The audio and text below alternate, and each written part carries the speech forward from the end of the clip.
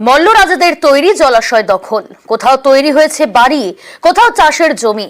বাঁকুড়ার বিষ্ণুপুরে এই জলাশয় বা বাঁধ বাঁচানোর দাবি জানিয়েছেন স্থানীয়রা।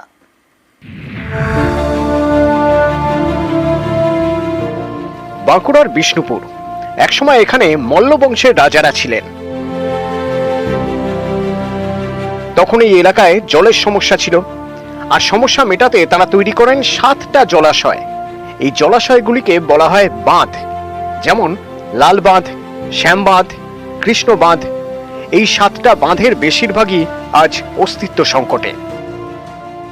এই বাঁধগুলো মূলত পানীয় জল এবং সেচ এবং পরীক্ষাগুলো সুরক্ষার কাজে ব্যবহৃত হতো। বাঁধগুলো যদি সেই সংস্কার যদি এখন আবার নতুন করে করা সম্ভব হয়, তাহলে কিন্তু এই বাঁধগুলো আর জবরদখল বা বুঝে যাওয়া যেটা বা আয়তনে কমে যাওয়াটা কিন্তু আর হবে না।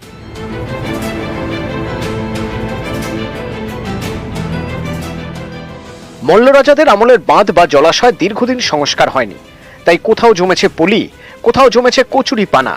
এসবের কারণে জায়গায় জায়গায় দখল হয়ে গিয়েছে।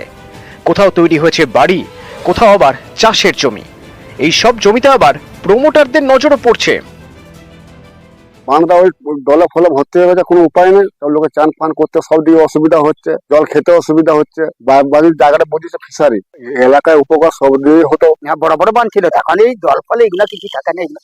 ভরাট হয়ে গেছে। হয়তো ভিটে ভিটে তার জমিতে করে নেই। আর যদি সরকার যদি গুরুত্ব দিত, তাহলে এই ধান লাগাতো না, ভিটাতে হইতে।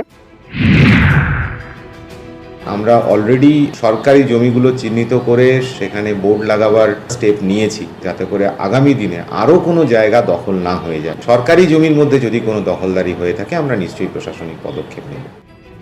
দেবব্রত মণ্ডল, নিউজ 18 বাংলা।